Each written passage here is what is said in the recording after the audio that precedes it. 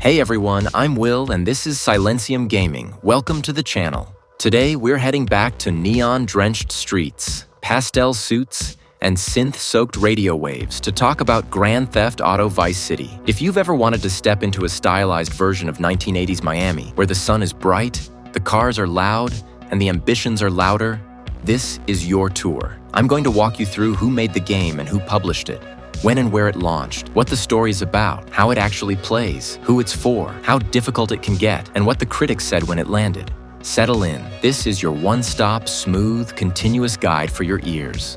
Let's start with the basics. Vice City was developed by Rockstar North, the Edinburgh-based studio formerly known as DMA Design, and published by Rockstar Games under the umbrella of Take-Two Interactive. The team built it on the technological foundation of Grand Theft Auto 3, using the renderware engine, but pushed the scope, the style, and the storytelling several steps further. The original launch was on PlayStation 2 in late 2002, October 27th in North America, followed shortly after in other regions in November. A Windows PC version followed in May 2003 with the usual benefits of higher resolutions and mouse aim, and an Xbox release arrived later in 2003 as part of the Grand Theft Auto Double Pack, bundling GTA 3 and Vice City together. In the years since, Vice City has reappeared on mobiles for the 10th anniversary and as part of modern re-releases, ensuring that new players can still cruise Ocean Beach in a sports car with the radio blasting. Now the setting. Vice City is a fictional metropolis inspired by Miami in 1986, soaked in the era's iconography. Art Deco hotels, palm-lined causeways, speedboats carving through turquoise water, and the unmistakable glow of pink and blue neon. The city is divided into islands and neighborhoods that each have their own mood and soundtrack. From the beachfront promenade to the gritty industrial docks, a huge part of Vice City's identity comes from its licensed radio stations. Flip between pop, rock, new wave, soul, and talk radio. And you don't just traverse a map, you time travel into a lovingly satirical version of the 80s. The radio DJs, the call-in shows, the fake ads, everything becomes a layer of world building that turns driving from point A to point B into a constant vibe check. The story centers on Tommy Vercetti, voiced with memorable menace and charisma by Ray Liotta. Tommy is a Liberty City mobster who's just been released from a 15-year stint in prison. His boss, Sonny Forelli, sends him to Vice City to oversee a drug deal and expand the family's reach. The deal goes spectacularly wrong. An ambush leaves Tommy empty-handed, humiliated, and suddenly stranded in a city where he has no base and a furious boss demanding repayment. The game's narrative is essentially Tommy's climb, from nobody to kingpin. He starts by picking up odd jobs for small-time operators, hustling for cash and contacts. As he builds reputation, he graduates to larger crews, club owners, arms dealers, gang leaders, until he's doing business at the highest levels, buying property, running front companies, and cutting or creating alliances as needed. If Grand Theft Auto 3 was about surviving a city, Vice City is about owning it. Gameplay takes that fantasy and gives it teeth. At its core, Vice City is an open-world action-adventure. You take missions to move the story forward, and you can deviate into side content at any time. Driving is snappier than in Grand Theft Auto 3, and the vehicle roster is substantially bigger. This is the first mainline GTA to introduce motorcycles, which instantly change how you read the road. Threading between cars, hopping curbs, and sneaking down alleys becomes second nature. There are also helicopters and small planes, opening verticality and enabling some spectacular mission setups. Rooftop infiltrations,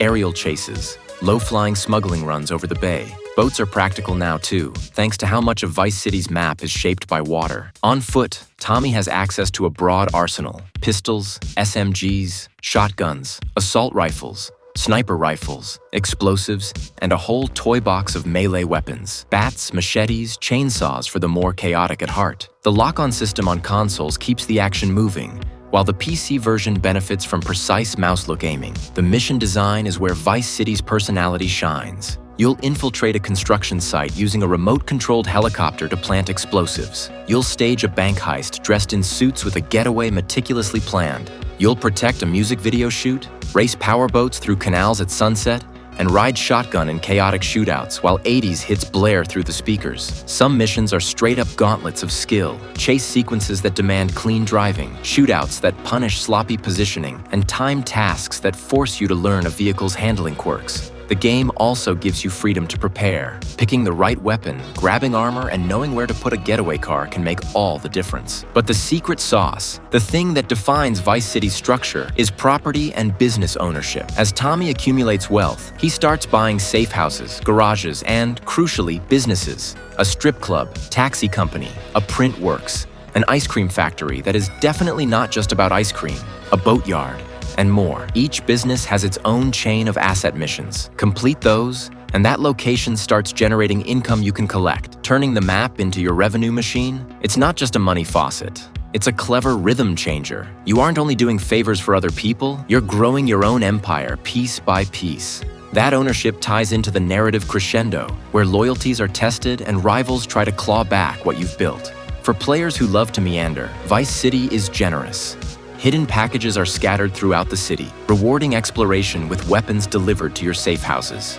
Classic vigilante, paramedic, firefighter, and taxi side missions return, offering useful bonuses like increased armor or permanent weapon pickups, if you stick with them. Unique stunt jumps test your mastery of ramps and motorcycles. Rampages invite 10 minutes of cathartic chaos with a specific weapon.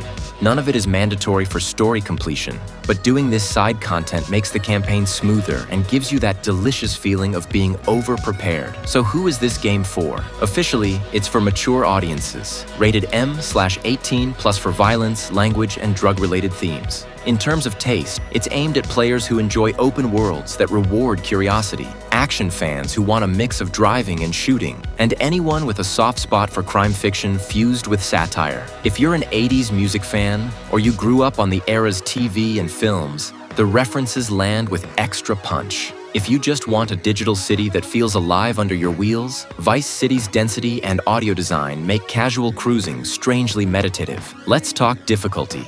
Vice City is widely considered approachable but not trivial. Most missions can be cleared with good prep, a solid route, and a cool head. That said, the game spikes in a few notorious places.